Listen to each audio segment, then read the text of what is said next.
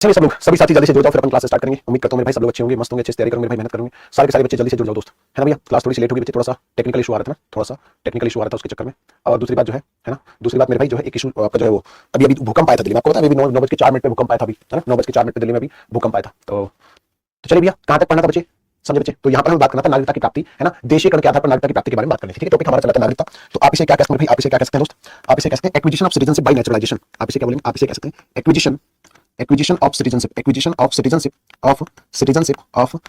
Acquisition of citizenship by naturalisation, है ना, bye naturalisation आप इसे कह सकते हैं, नेचुरलाइजेशन आप इसे कह सकते हैं, है ना। Acquisition of citizenship by naturalisation आप इसे याद रखेंगे, है ना, बाय नेचुरलाइजेशन। इसे बोलेंगे देशीकरण के आधार पर भारतीय नागरिकता की प्राप्ति। क्या बोलेंगे इसे, आप बोल सकते हैं मेरे बच्चे देशीकरण के आधार पर, देशीकरण है ना, देशीकरण के आधार पर, देशीकरण के आधार पर भारतीय नागरिकता की प्राप्ति। ठीक है भैया, इसे बोलेंगे मेरे बच्चे भारतीय नागरिकता की प्राप्ति, भारतीय नागरिकता की प्राप्ति आप कह सकते हैं, प्राप्ति आप कह सकते हैं। मतलब आपने गाना सुना ना, देशी देशी ना बोला कर, तो उसी तरीके से आपको समझना है कि देशी बनने के लिए, भारत का देशी नागरिक बनने के लिए, है ना, वो क्या क्या कंडीशंस होंगी और किसे नागरिकता मिलेगी। तो इस बात को सबसे पहले याद रखना, किसी भी देश, किसी भी जाति, किसी भी धर्म का व्यक्ति इस आधार पर भारत का नागरिक बन सकता है। सबसे महत्वपूर्ण बात है मुझे, है ना, आपको यहाँ पर समझना है कि किसी भी देश, आप याद रखना मेरे भाई, किसी भी देश, धर्म, जाति या अन्य सामाजिक वर्गों का, है ना, समझिए जाति का व्यक्ति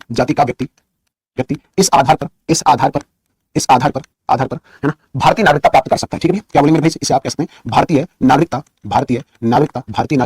प्राप्त कर सकता है ना, प्राप्त कर सकता है। इस बात को अच्छे से आप लोग यहाँ पर याद रखना, भारतीय नागरिकता प्राप्त कर सकते हैं, समझे मेरे भाई, भारतीय नागरिकता प्राप्त कर सकता है, इस बारे में आपको पता होना चाहिए। ठीक है, तो अगर मैं आपसे यहाँ पर बात करूँ, अगर मेरे बच्चे मैं आपसे यहाँ पर चर्चा करूँ, तो इसके आधार क्या है, क्या ये आधार होगा, किस प्रकार से कोई व्यक्ति देशी बन सकता है, किस प्रकार से इस प्रकार की ऐसी नागरिकता कोई व्यक्ति प्राप्त कर सकता है, उस बारे में चर्चा करनी है। तो यहाँ पर दो कंडीशन होंगी, है ना, यहाँ पर दो कंडीशन होंगी। क्या कंडीशन होंगी, यहाँ पर ये यूं कह सकते हैं, यहाँ पर जो शर्त होगी, यहाँ पर जो आधार होगा, यहाँ पर इस नागरिकता को प्राप्त करने का जो आधार है वो क्या है, उसी के बारे में बात करनी है। जिसका आधार क्या है, तो इसके दो आधार मेरे भाई ध्यान से सुनना, दो आधार कौन कौन से आधार भैया, तो आप याद रखें निश्चित अवधि तक भारत में निवास, है ना, समझिए। रोशनी अपने दिमाग को थोड़ा तेज करिए, फिर आप एक बच्ची करिए सर बहुत तेज पढ़ा रहे हैं, नागरिकता चल रही है अभी, पूरा भी नहीं हुआ, एक लेक्चर में नागरिकता पढ़ा दी जाती है, आपको पता है। ठीक है, आप स्लो हैं इसका मतलब ये नहीं है, आपका साबुन स्लो है इसका मतलब ये नहीं है कि बच्चे के फास्ट हो रहा है। अभी इसमें क्या पढ़ा है, आज अभी जो पढ़ा है इसमें कौन सी फास्ट वाली बात होगी, बताया कि देशीकरण के आधार पर भारतीय नागरिकता मिलेगी, है ना। फिर मैंने बताया किसको मिल सकती है, अभी से विस्तार से पढ़ाने वाले हैं, इसे समझाने वाले, अभी समझाने वाला पॉइंट पता ही नहीं, दिमागी रूप से बीमार हो गया। पढ़ाई करिए, समझने की कोशिश करिए, पागलपन नहीं। चलिए, कमेंट का ऑप्शन है, इसका मतलब नहीं कमेंट कुछ भी बोलना है, कुछ समझ में ना आए तो वो बताइए, वो समझा जाएगा आपको, ज्ञान नहीं फालतू का। सिविल अधिकार मतलब एक तरीके से क्या बोलेंगे, निश्चित अवधि तक निवास। इसमें आपको क्या दिया गया, निश्चित अवधि तक निवास, निश्चित अवधि तक निवास। एक शर्त तो ये है, निश्चित अवधि तक निवास, इस बारे में आपको यहाँ पर पता होना चाहिए। और दूसरा बच्चा आपको यहाँ पर क्या है ना, 8th शेड्यूल में वर्णित किसी भाषा का ज्ञान। ठीक है, यहाँ पर बच्चे हाँ पढ़ाना शुरू किया नहीं, अभी बता रहे हैं कि क्या पढ़ाऊंगा, वो कह रहे तेज पढ़ा रहे हैं। आप यहां से याद रखेंगे 8th शेड्यूल में वर्णित किसी एक भाषा का ज्ञान, किसी एक भाषा का ज्ञान।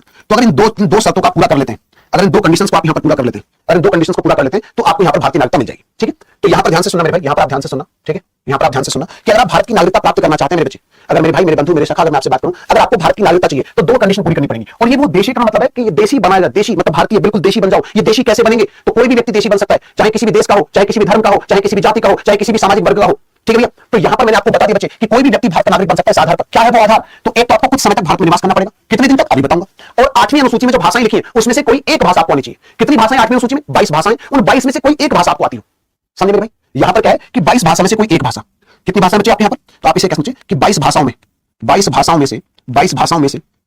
से, है ना, कोई भी एक भाषा का ज्ञान, इसे कह सकते हैं, कोई भी एक भाषा का ज्ञान कह सकते हैं। ठीक है, तो अगर मैं आपसे यहां पर चर्चा करूं, अब निश्चित अवधि तक निवास का मतलब क्या है, निश्चित अवधि तक निवास का मतलब क्या है भाई, इस बात का मतलब भी तो पता होना चाहिए। इस बात का मतलब क्या है मित्र बंधु सखा, तो ध्यान से सुनेंगे दोस्त। इस बात का मतलब निश्चित अवधि मतलब कितनी अवधि, तो इसे याद रखना कि 11/14 वर्ष प्लस आपका 1 वर्ष और टोटल कितने हो गए 12 वर्ष। ये फॉर्मूला है, लेकिन अब ये समझना बाकी है। अभी तो आपने लिखा है बच्चे, अब इसे समझ लेते हैं।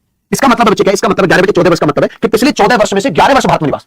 याद रखेंगे दोस्त, पिछले 14 वर्ष में से, आप इसे याद रखें मेरे भाई, क्या कि पिछले 14 वर्ष में से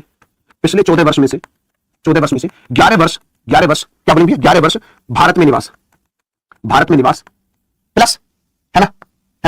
इसके अलावा अच्छा यार, ये थोड़ा ज्यादा लिख दिया मैंने, बात यही है, थोड़ा सा कम शब्दों में लिख देता हूं, थोड़ा इधर करके लिख देता हूं ना, थोड़ा सा इधर करके लिख देता हूं ना। पिछले 14 वर्ष में से, है ना, 11 वर्ष भारत में निवास कह सकते हैं। क्या समझिए, भारत में निवास आप इसे कह सकते हैं, भारत में निवास आप इसे कह सकते हैं। एक बात आप यहां पर ये समझ लीजिए कि भैया पिछले 14 साल में से, पहले लिख लो पूरा, फिर समझाऊंगा, काम करते हैं। इस एक साल का मतलब क्या है, इस एक वर्ष का मतलब क्या है, 1 वर्ष लगातार निवास, लगातार भारत में निवास। ठीक है, अगर आपने लिख लिया तो मैं आपको समझाना शुरू करता हूं। अब मेरे बच्चे, है ना, गुरुजी बेइज्जती कर दी लोनिया की। अरे नहीं मेरे भाई, बेइज्जती नहीं है, दोस्ती है। दोस्ती बेइज्जती नहीं है, ये सिर्फ एक इंस्ट्रक्शन है कि जब भी आप किसी को बोलेंगे, भविष्य में भी आपको हमेशा याद रखना चाहिए, है ना। जब भी आप शुरू करते हैं कोई भी चीज बोलते हैं तो बोलने से पहले एक बार सोचो क्या बोल क्या रहे हैं, है ना, आप बोल क्या रहे हैं। ये मेरे ऊपर भी लागू होता है, आपके ऊपर भी, ठीक है, आपके ऊपर भी। मैं भी कोशिश करता हूं पूरी की पूरी, लेकिन फिर भी तो जब किसी के ऊपर आप एलिगेशन लगाएं तो पहले खुद तो तैयार रहिए। बस इतना सा कहने का मतलब। तो बाकी छोड़िए यार, मैं खुद याद नहीं रखता। 1 मिनट पहले क्या बोला उसके बारे में 2 मिनट बाद फिर सोचता नहीं, है ना, समझ लिया। और बहुत सारी चीजें हैं जीवन में अच्छी याद रखने के लिए, ठीक है। आप भी जीवन में यही सोचिए, ठीक है भैया। तो मेरे भाई अब मैं आपसे ध्यान से सुनना, देसी बनने के लिए क्या आधार चाहिए, देसी तरीके से भारत की नागरिकता लेने के लिए क्या चीजें चाहिए, ठीक है। तो मेरे भाई मैं आपसे यहां पर कहना चाहता हूं, क्या कहना चाहता हूं मुझे, इसके कुछ आधार होंगे। क्या आधार होंगे कि एक निश्चित समय तक भारत में रहना पड़ेगा। कितना वो निश्चित समय है? 12 साल।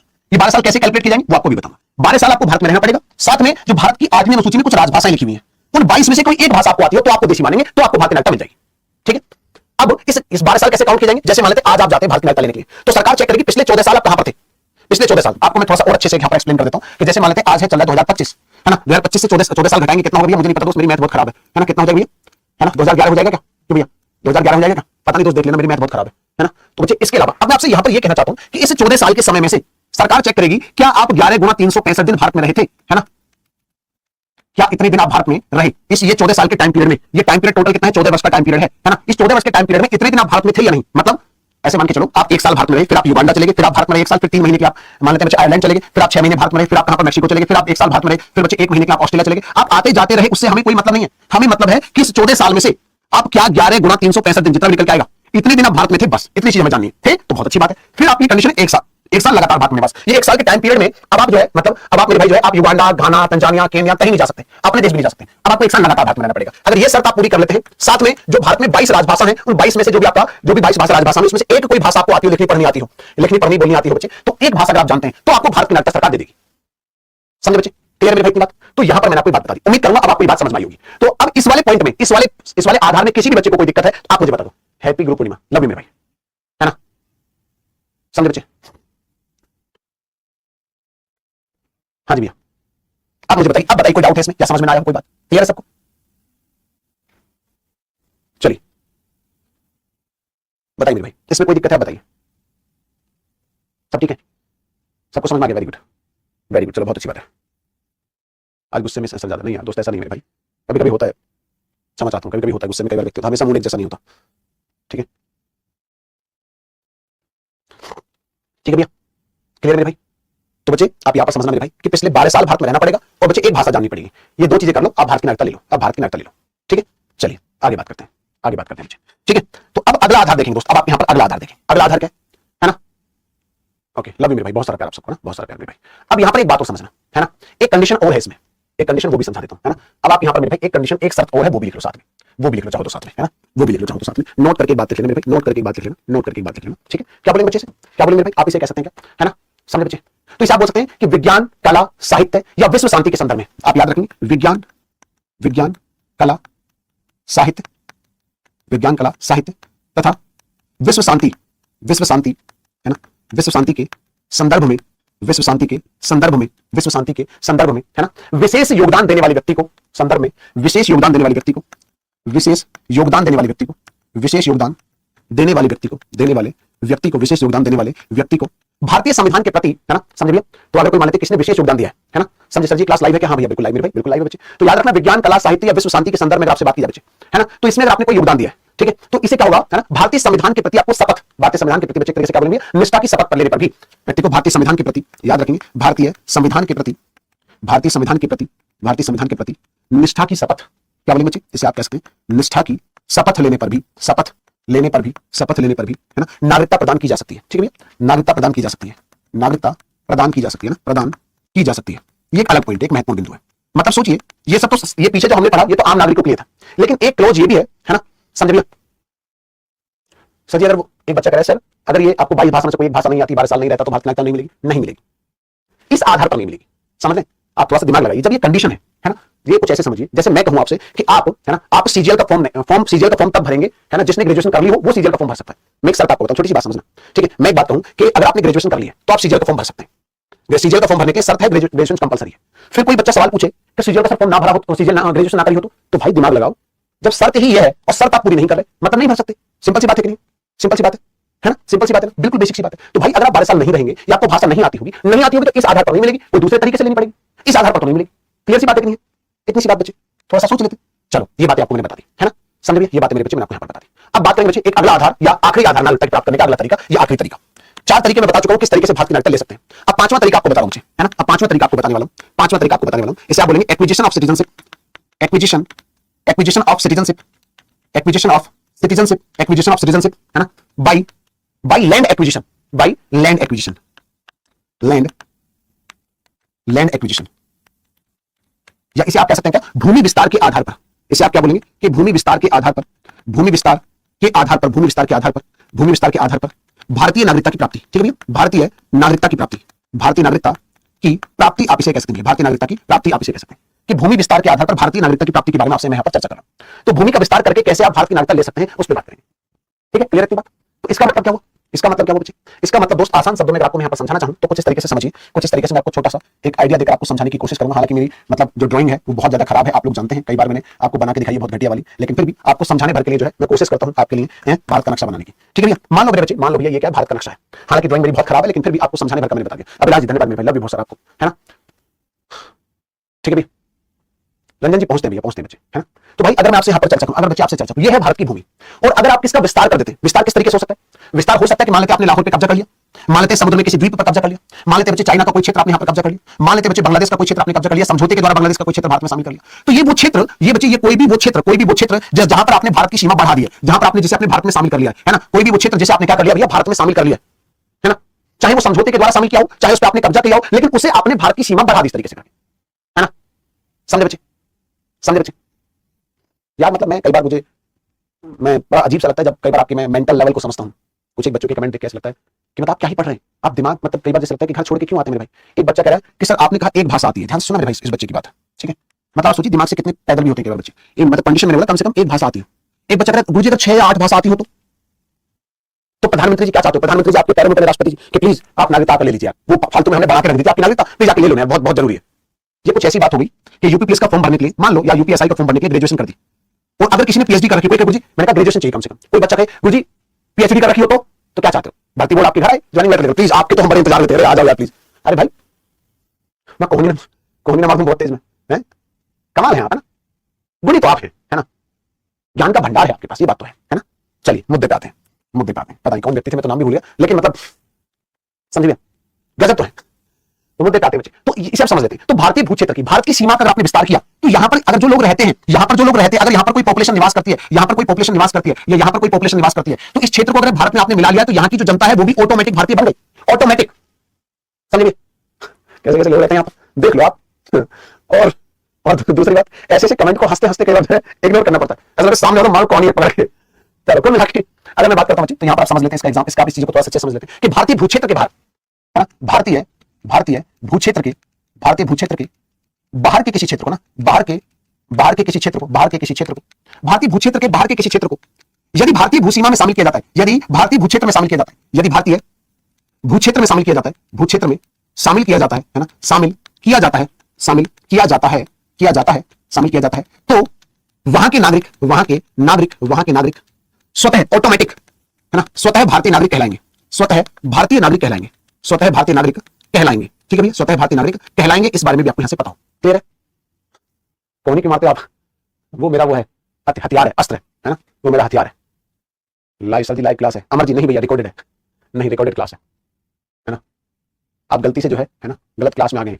ये क्लास जो है समझ भैया, वैज्ञानिकों को, कुछ भारतीय वैज्ञानिकों को अंतरिक्ष में भेजने की तैयारी कराते हैं इस क्लास में, ठीक है, और ये रिकॉर्डेड डाली जाती है, मैं पूछना है ना, समझ रहे भाई। तो कुल मिलाकर मैंने आपको बताया किस किस तरीके से भारतीय नागरिकता ले सकते हैं। जैसे एग्जांपल के तौर पर आप याद रखेंगे भारत बांग्लादेश भूमि समझौता, भारत बांग्लादेश जो भूमि समझौता हुआ है ना, जो भूमि समझौता होता है कि भारत की कुछ भूमि बांग्लादेश को दी गई और बांग्लादेश की कुछ भूमि भारत में शामिल की गई, तो वहां के जो सिटीजन थे, वहां के जो नागरिक थे, वो ऑटोमेटिक भारतीय नागरिक आपके कहलाएंगे अगर उस क्षेत्र में कोई निवास करता है तो। ठीक है, समझ गए भाई, बहुत बढ़िया, है ना, बहुत बढ़िया। अब हमने अब तक तो ये देखा भारत की नागरिकता मिलती कैसे, अब ये देखेंगे बच्चे, अब ये देखेंगे कि नागरिकता, भारत की जो नागरिकता है वो समाप्त कैसे होती है। समझिए भारतीय नागरिकता समाप्त कैसे होती है, उस पर बात कर लेते हैं। चलिए अब आप हेडिंग डालेंगे भारतीय नागरिकता की समाप्ति।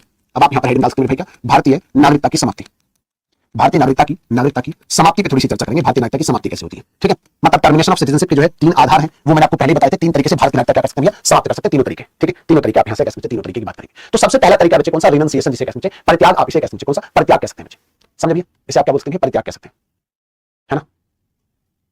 हाँ जी भैया, सबसे पहला तरीका मेरे भाई कौन सा, रिनंसिएशन। आप इसे कह सकते हैं, कौन सा, इसे आप कह सकते हैं मेरे बच्चे, कौन सा, रिनंसिएशन। आप इसे कह सकते हैं, रिनंसिएशन कह सकते हैं। रिनंसिएशन का मतलब होता है परित्याग। रिनंसिएशन का मतलब क्या होता है, इसका मतलब होता है मेरे भाई परित्याग। रिनंसिएशन मतलब परित्याग, वो पहला तरीका है। रिनंसिएशन क्या बच्चे, परित्याग इसे कह सकते हैं। परित्याग का मतलब क्या है ना, परित्याग का मतलब क्या है, परित्याग का मतलब स्वयं से त्यागना। इसका मतलब क्या होता है, इसका मतलब हो जाता है मेरे बच्चे, इसका मतलब है कि स्वयं से त्यागना। इसका मतलब है स्वयं से त्यागना, कि मतलब भारत की नागरिकता को आपने खुद से छोड़ दिया, खुद से छोड़ दिया, समझ रहे हो मेरी बात। इसका मतलब बच्चे क्या है कि खुद से त्यागना, मतलब जैसे आपने खुद छोड़ दी कि नहीं चाहिए मुझे भारत की नागरिकता, नहीं रहना मुझे भारतीय, नहीं चाहिए मुझे ये नागरिकता, इस तरीके से आपने खुद से छोड़ी है।